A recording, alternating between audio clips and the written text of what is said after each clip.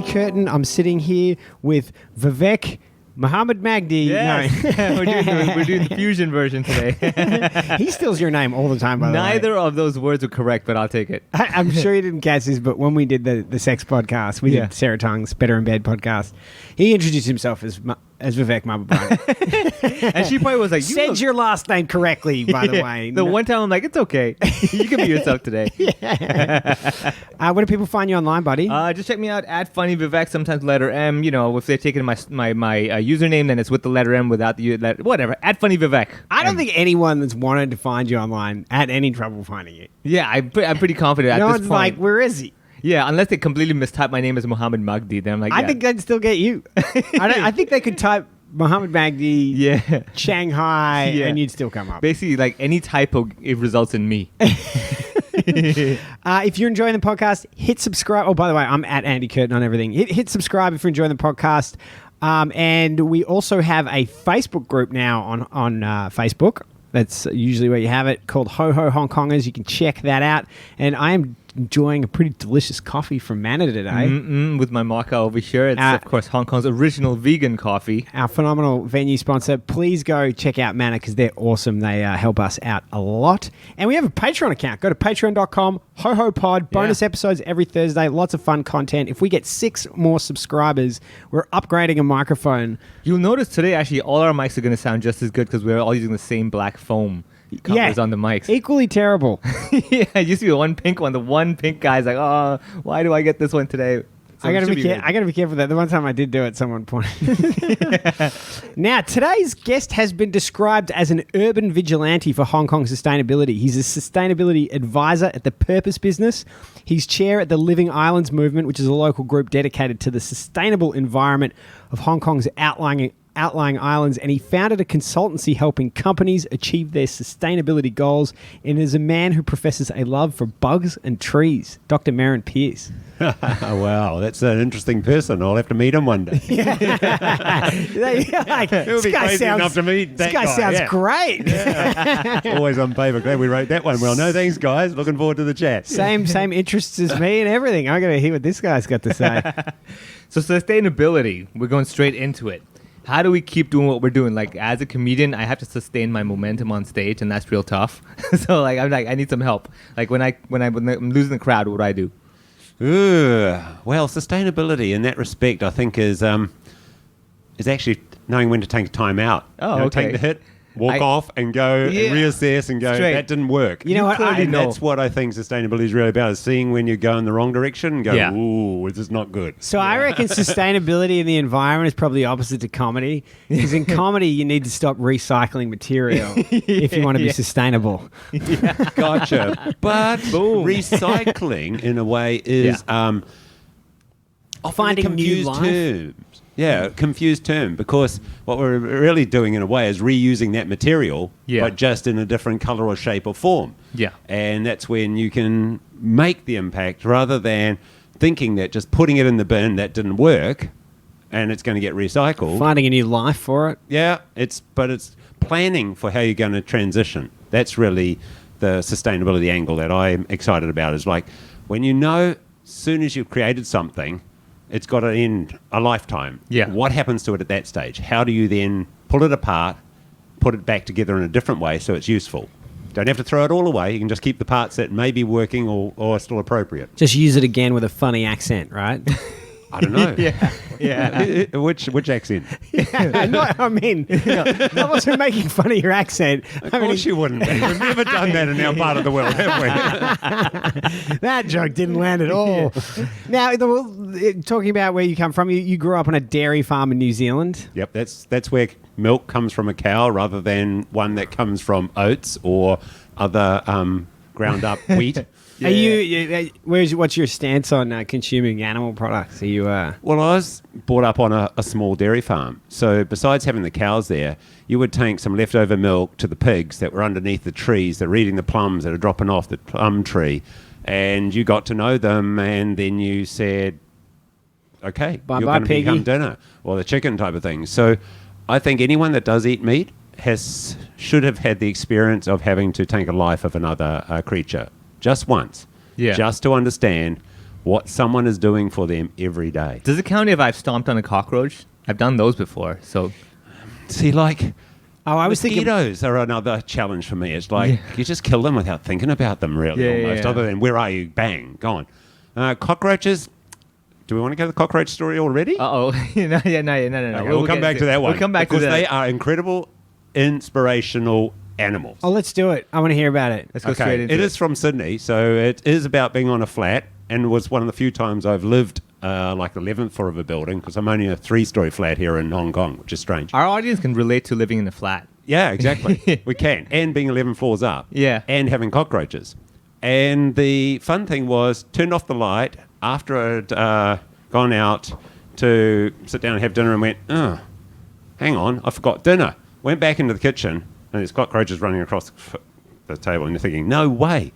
Opened up the microwave, lift the plate out, which had been going for 3 minutes and was now steamy hot. Yeah. And here's this cockroach under the plate, and just walks out of the microwave, and off it Like no goes, big and deal. goes, I didn't mean to test that. I didn't mean to do that. But the freaking things can quite happily Oh, survive yeah. for 3 minutes in the microwave. And you're just Wow. going, there's some benefits to these creatures. Maybe we need that protection where we're headed at the moment, talking sustainability. Yeah, it's Yeah. weird. I would have thought, like, at this point, we'd probably have, like, a superhero called Cockroach Man, but I haven't seen that yet. Like, Yeah, he was arrested under the NSL laws. oh, yeah, I remember that one. Oh. So how did you end up in Hong Kong? We actually had Not the obvious choice for a dairy farmer. No, basically, the earth moved for me in the end of my high school years. Edgecombe, little place in North Island, New Zealand. Had an earthquake. Corner of the farm dropped. Literally moved. Moved 2.05 meters. It dropped. Whoa. And so for people going, hang on, stand up, put your hand in the air, and that's about 2 meters. The farm? The ground dropped that much. And it's like, how do they measure that? What's Yeah. going on? So I was studying accounting economics at that stage, last year of high school. And then these surveying guys went past, and they were using the level type of thing. And I was like, this looks interesting. But how far do you have to go for the know that it's dropped this, and where's all that? So it got my maths mind going. Yeah. And I ended up studying land surveying, and did that in New Zealand. Ended up doing my PhD in Sydney. And so that's when I got to learn about everything that's nasty, bitey, and nippy, and kills you, you might say, in Australian bush. And after working for the New Zealand government for a few years, I realised, as people listening to this, I'm comfortable talking. I struggle writing. And I was writing policy and guidelines for surveying industry. Yeah. Wanted out of that, tried a large engineering firm, realised there's restrictions of that, went into a small business of my own, consulting back. It was through that personal development program and that we end up with a franchise for Hong Kong and Macau from New Zealand. I mean, of course you would say yes to that. My Yeah. wife and 2 other folks had this business in Hong Kong. So after a year and a half of it, operating it from New Zealand. Wait, so she was already here doing it? Or did Nope, we're all in New Zealand and bought a franchise that was operating in Hong Kong and Macau. The other 2 people had never been to Macau That's or Hong Kong. insane. Looking back, that might be a good word to describe it. Yeah. Looking at it at the time, it's like, what could go wrong? Looking back, like I'm always curious Wow. about this. You know, I think when people make a move like that, and my experience has been they don't fully understand why they were making it. And then looking back, you know, did you feel that there's something drew you to Asia? Were you just trying to get out? Like, what?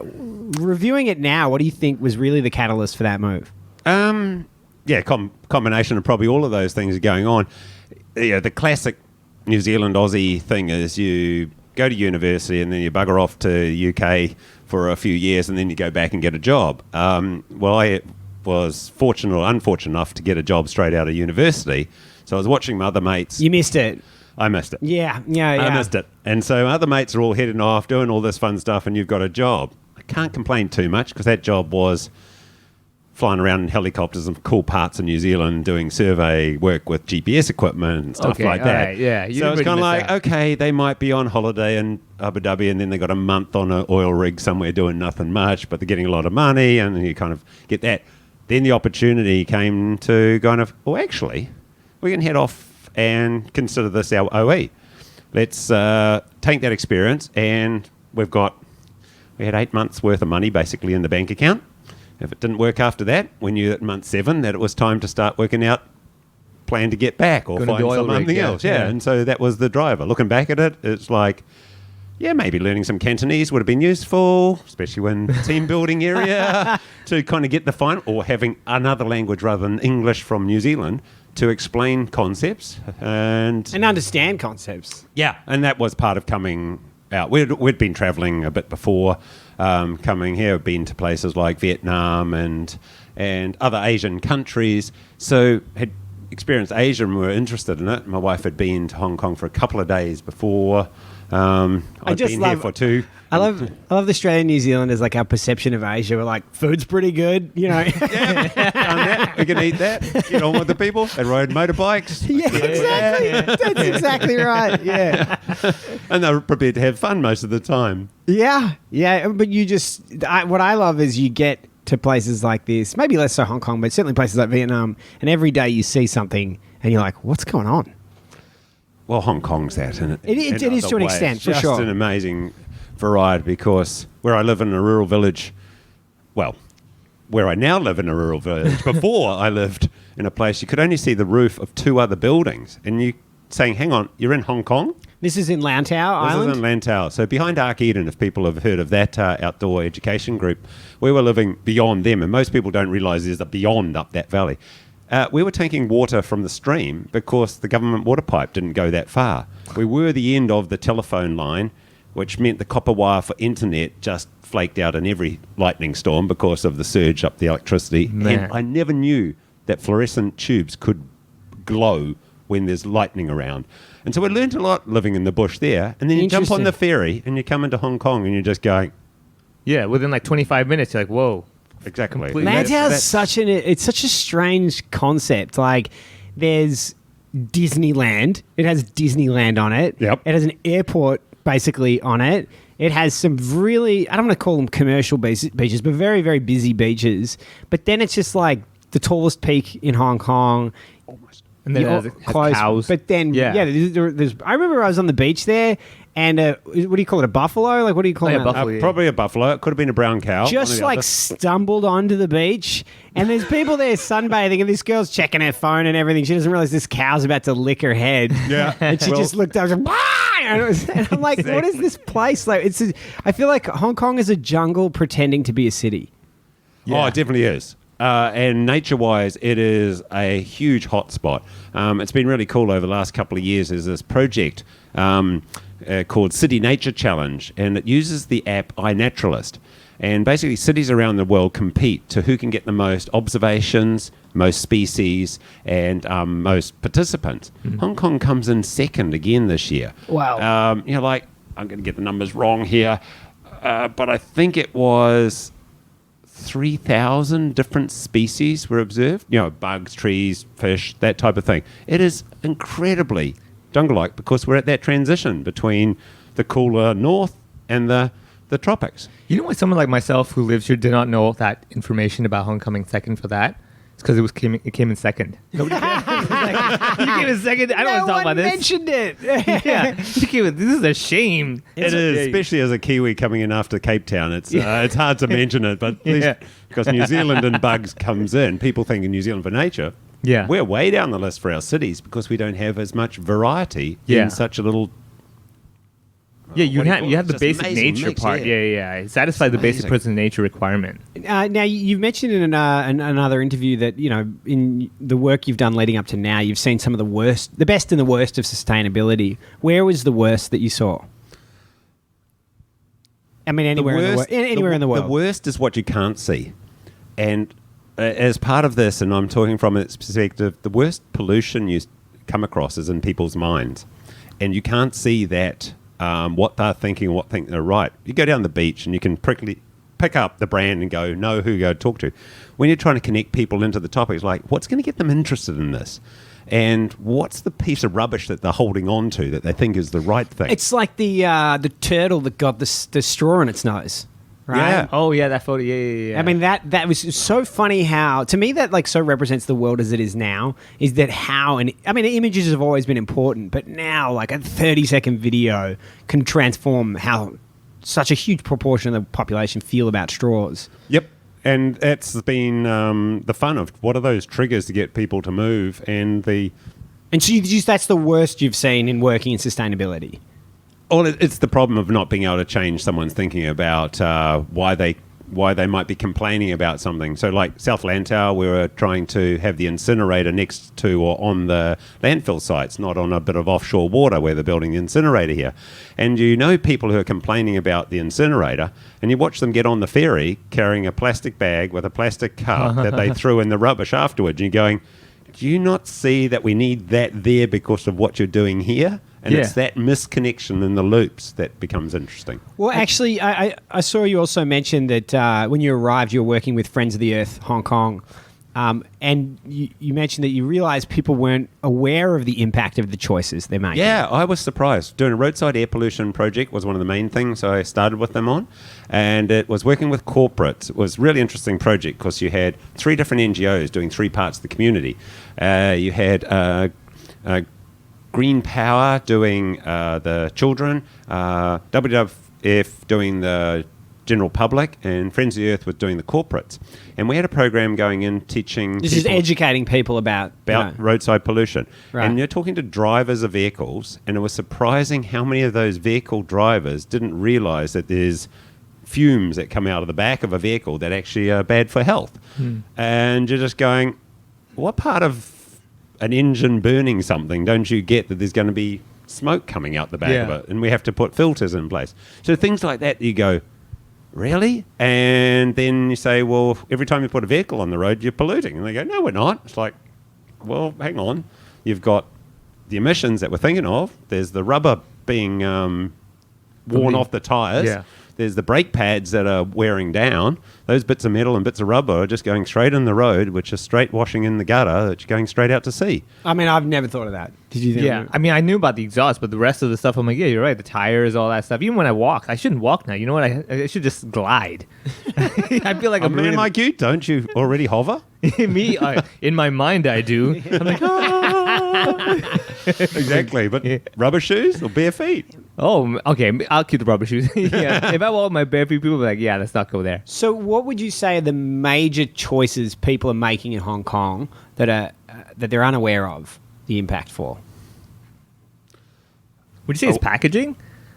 Is Partly that, packaging. But are people unaware of that, though? I mean, Well, they're aware, but what are the choice? What's the alternative? So here's a problem I struggle with is like, I have a family. I need to buy them food. It's like, I can't not buy stuff wrapped in plastic. It isn't, maybe I can, but we try to make good choices, but there's not obvious choices for a lot of the stuff. You've got to choose the item that's in the least packaging, not which the one is with the no crappiest packaging. strawberries. yeah, but Almost, but then you have to remind yourself, well, the expectation is, why am I buying strawberries today here?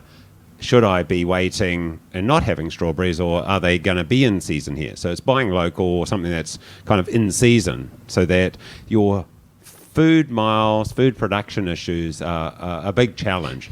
And they have to be taken together, because you can have well-produced food made in another country shipped quite effectively on a boat.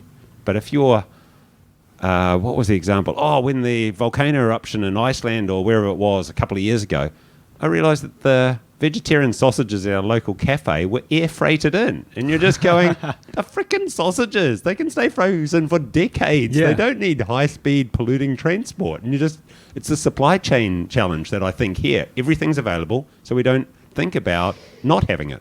yeah, I mean, the one thing for me that I've boycotted, I don't go to local bakeries anymore now, because every piece of bread or cake you get, they give you a little plastic bag for it.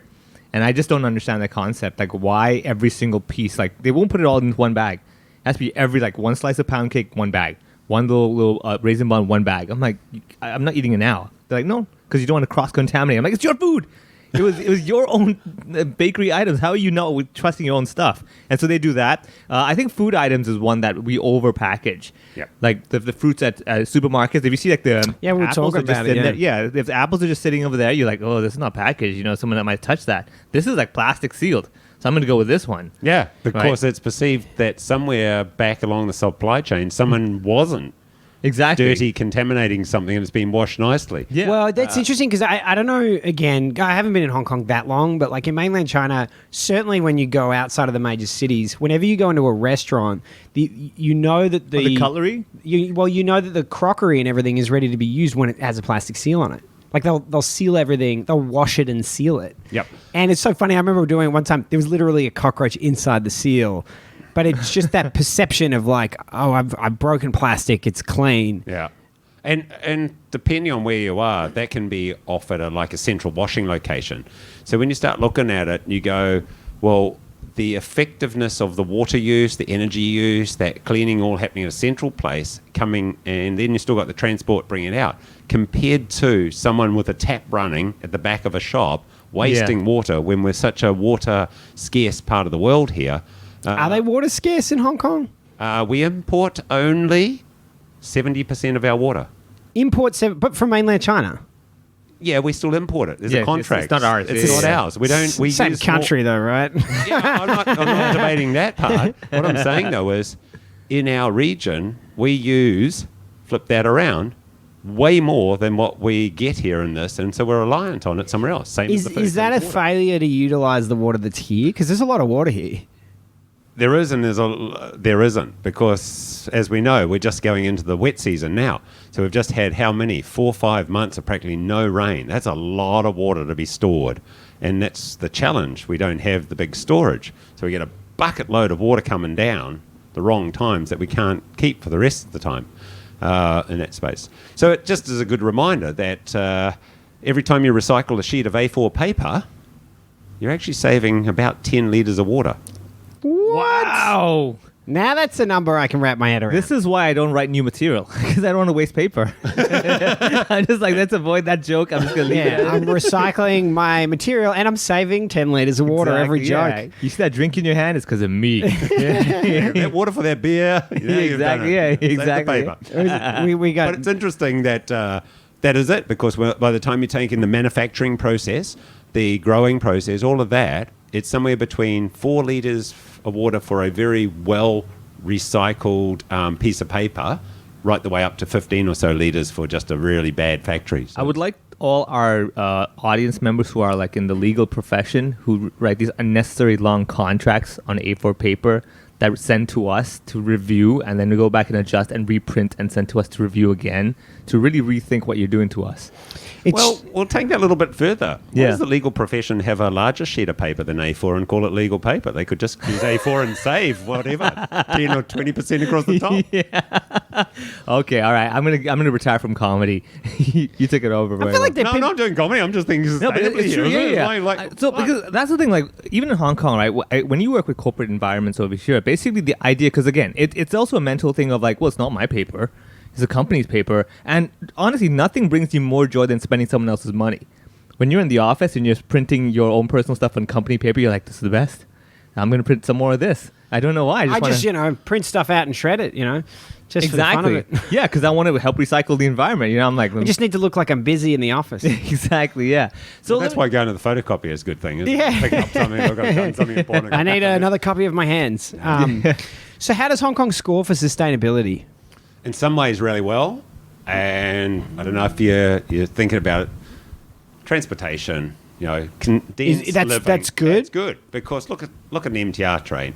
The whole city that I came from, in my little village of Edgecombe, goes past on every MTR train, even during COVID. There's 2,000 people shifted like that. The benefits of a compact living over a transport hub for land use means that we're lucky that we still have 30% of our land area in Hong Kong is country parks. Now, there's not many countries in the world or regions in the world that claim that. The other 40% that's called agriculture, well, that gets a bit blurry because that's kind of shipping containers and cars and a whole lot of other crap stored on that agricultural land. But then we pretty much live in 30% of the land, and we can get around very quickly and efficiently. And that's one of the big challenges for a country, say, like New Zealand, where we've got 5 million people spread across the area of Japan.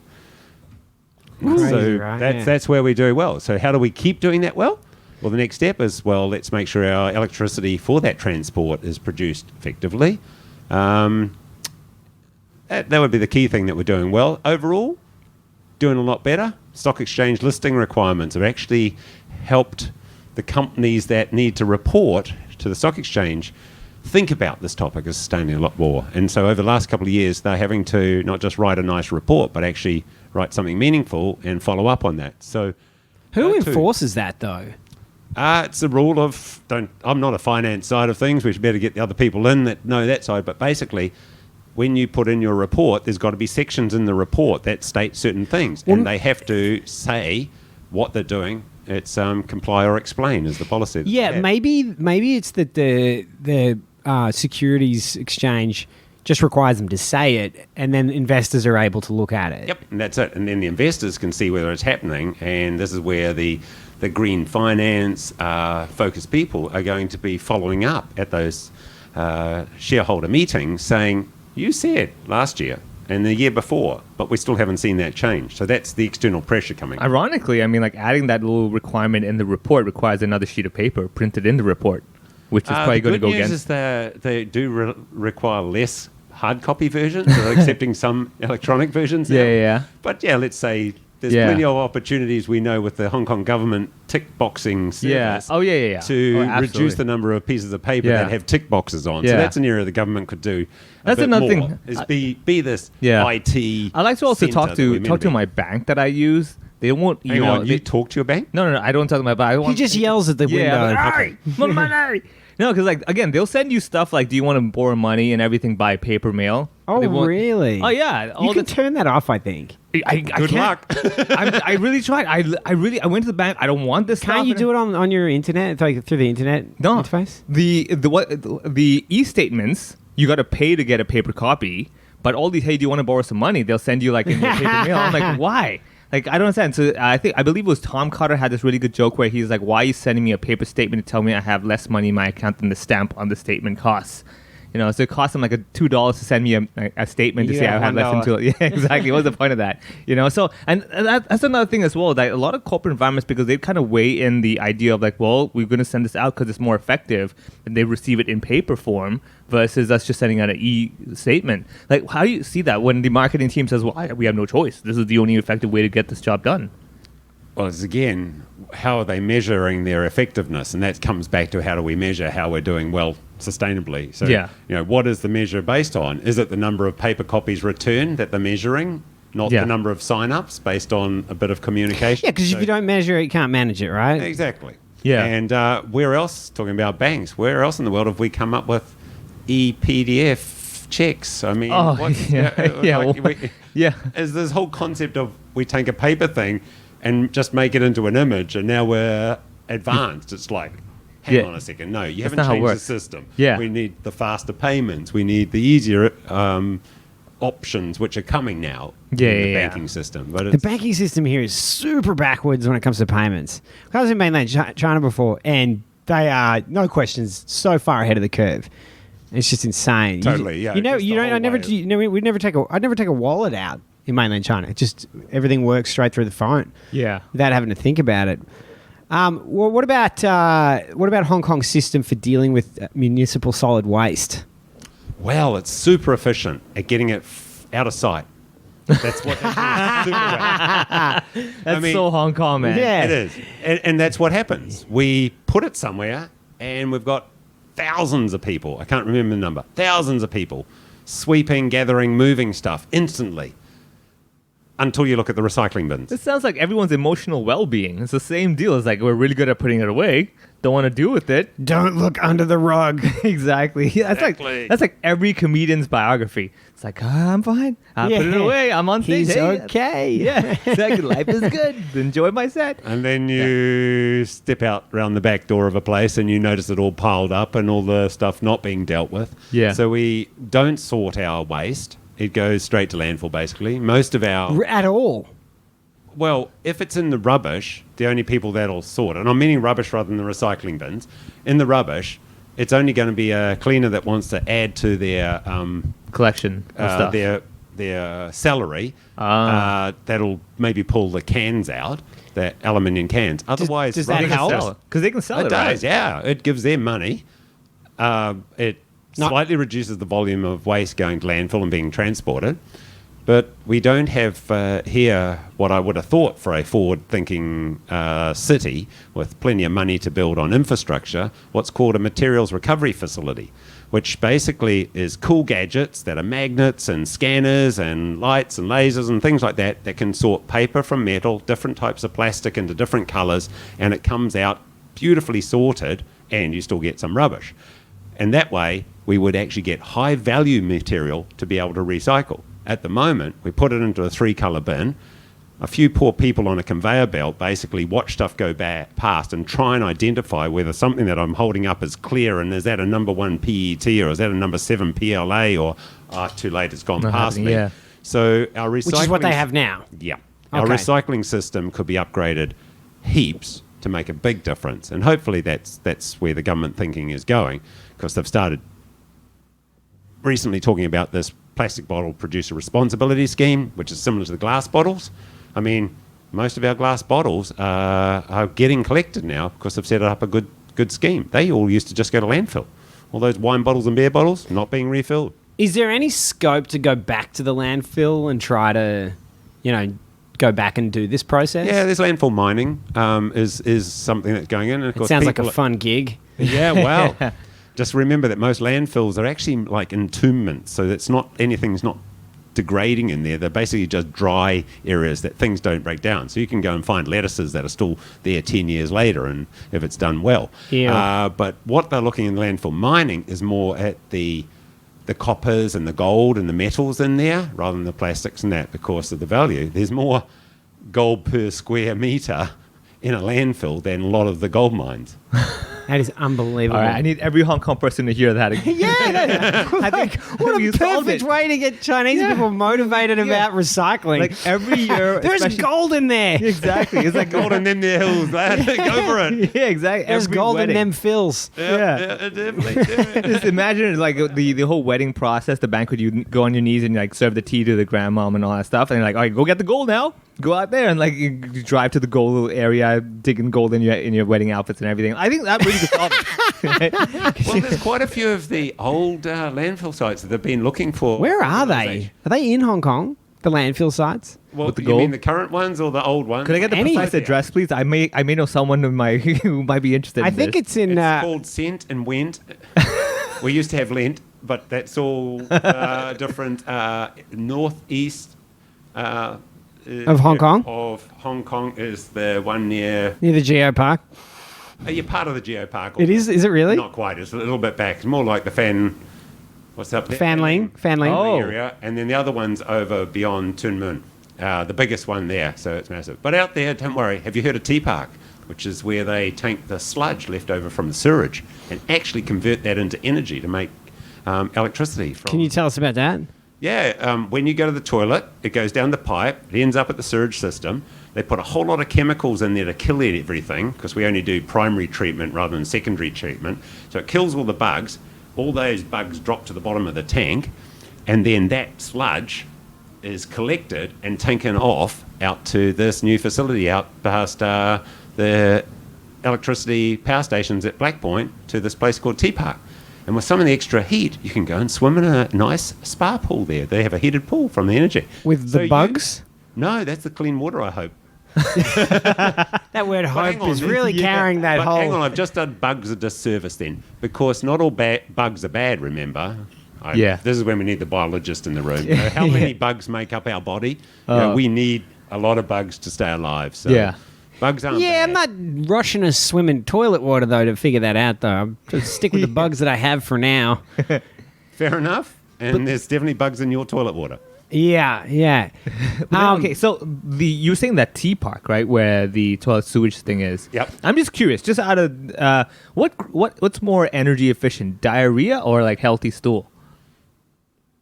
Because I will change my diet if necessary to save the planet. This is a really interesting question, because one of the other interesting things while we're on this topic is that Hong Kong uses a lot of seawater to flush our toilets. Yeah. Oh, yeah. Rather than just fresh water. Found that out the hard way. No, I'm just kidding.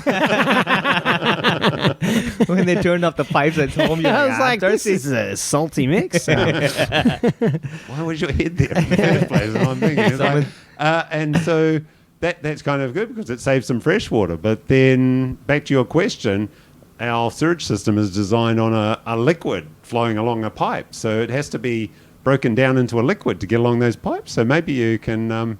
Okay, so I guess the diarrhea might be the better option. Yeah, you know what the paradox here is, though? He's cutting back on his fibre because he's not eating the bread. yeah, exactly. All the bakeries. to save on the paper in the bakery. So what's more important here? His diarrhea or got it all in my head, man. I know what I'm doing over here. But you're on the perfect point there, Andy. Sustainability is about going around and going, hang on a second, I've forgotten about that key point that I thought about before. And you just keep on circling around and hopefully you're getting to a... Hopefully you eventually go down the drain. It's like the reincarnation of sustainability, man. Just keep putting it in, eat this stuff, put it in, eat that stuff. Okay, that's good. So now I know. If I ever get diarrhea, I'm like, thank you. You know. Just depends on how much paper you use. Yeah, afterwards. Yeah. Yeah, good point. So are you using the water nozzle or the paper roll, you know? Depends on my mood. Yeah.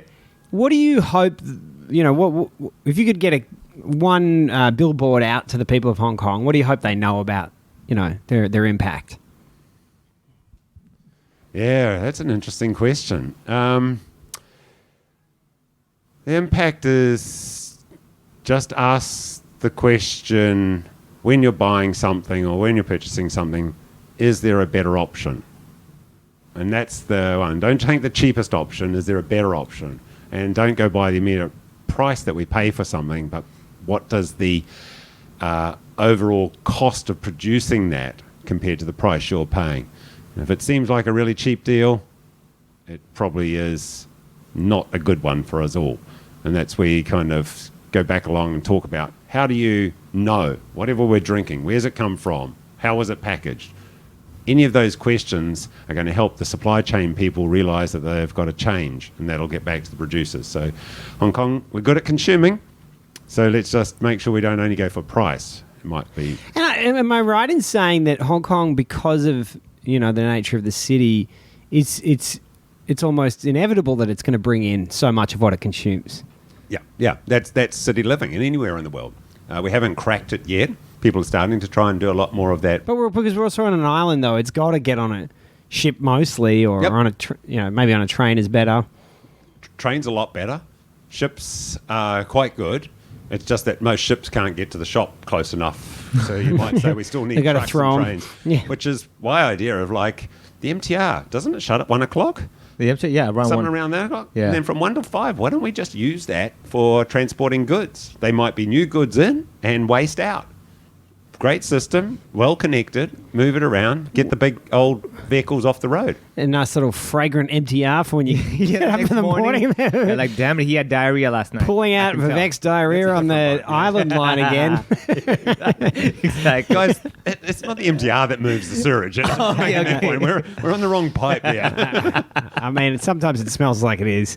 Yeah, no, that's not fair. No, they've done really well, I'd say. I think it's a few years astoundingly ago, clean. Yeah. I mean, what's gone wrong with Wan Chai? Because, I mean, that used to be the smell when you hit street level. It's gone now. It's so disappointing, you might say. Oh, the Wan Chai smell? Yeah. Yeah, I don't know. I think it's basically just the new buildings. They probably got like some ventilation system that just sucks it out so they could sell for higher prices. They're probably like the developers like, we got to get rid of the smell. It's $1 million difference per flat if we have the smell, right? And with the power of developers, we can do anything in Hong Kong. And that's why we need to get them on board with doing cool development, because outside layers of buildings where you can have food production happening there, or cooling and water reuse and things like that, that's where these kind of a city as a living city is going more. It's like, what food production can you bring in? And even if that's only 10, 15 or 20%. So you mean like you mean the building surface gardens, those that's what you're talking about? Or put in, there's some really cool designs that people have done where you've got, as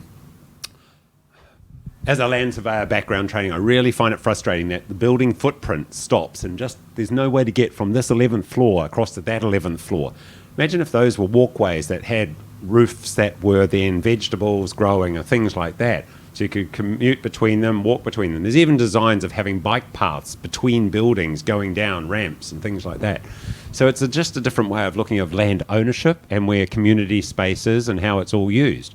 And with modern technology, you can still make these tubes of ownership in a sense, rather than it just being you own the block of land, you can dig down, you can go up. How do we use the side space? But it's also an interesting point because it's notably, especially in this area, a lot of very thin buildings and very like I always say to people, that especially like mid-levels, it feels like a vertical city. It's so weird how you feel like you're moving up and down as much as you're moving, across. And being hillside with small thin buildings, it is as well. You're always starting to work out, well, which building can I go into to use the elevator or escalator to go up inside so I can get up the hill. Yeah. And this is the way that if there was more connections, then you could have different corridors. I know this is probably not quite what you're thinking of, but I love when you get off the ferry how you can get pretty much all the way to Queen's Road without hitting the street. Right? Yeah, which is good. And a challenge if you want to get off halfway because there's no way to get across. Well, you got to know where to go. It took me ages to figure out how to get, It's like highway. I wasted so much time trying to figure out how to get to, IFC? Oh, yeah, IFC, yeah. Just on a dry day type of thing rather than wet days because they're... Yeah. Which place you can walk through. And this is all the challenge people could take on is... Do we think our city's really that walking, pedestrian friendly?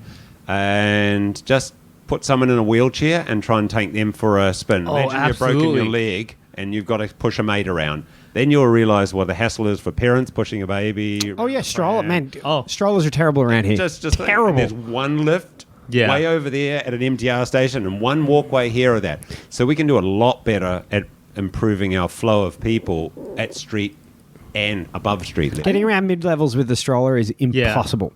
I think that's actually a very good point because you talked about in the beginning of the podcast how you would advise everyone before you eat meat or if you do eat meat to at least like take one life and kind of understand the process. I think that's another thing with wheelchairs is that it's one thing understanding we need ramps, but it's another actually experiencing a day in a wheelchair and you're like, the small details. Like I did a like a lamppost in the middle of a footpath. Yeah, exactly. Right at that ramp. Yeah, exactly. You're like, how do I get around this? Yeah, I mean, so you're saying that people need to take someone else's ability to walk away from them before they can understand what it means to be in a wheelchair.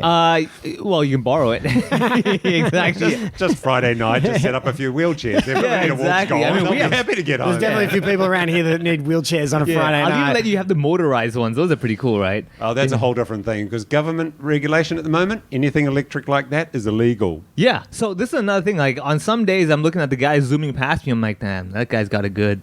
Like, these stupid feet. Useless. I gotta walk at this. You remember the rubber of his wheels. The brake pads. And don't forget the brake pads at the back. Right? Well, it mightn't be electric one, but it's still going out the chimney at the power station somewhere. Yeah. So, just one last thing before we get out of here. How's Hong Kong doing? Do you see in the future that we're heading in a good direction, or are you concerned about it?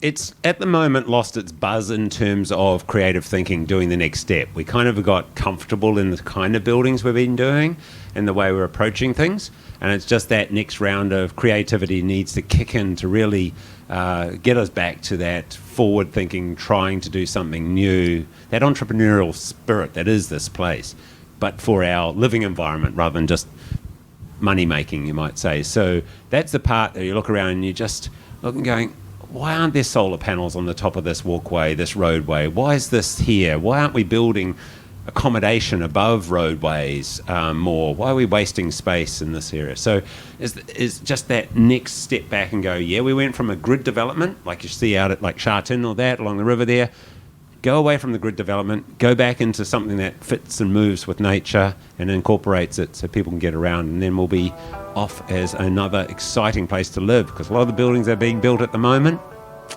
they're not that exciting. You look at the 50-year-old buildings, they've got wonderful air conditioning systems, natural building shade and all that type of thing. That's where I think we need to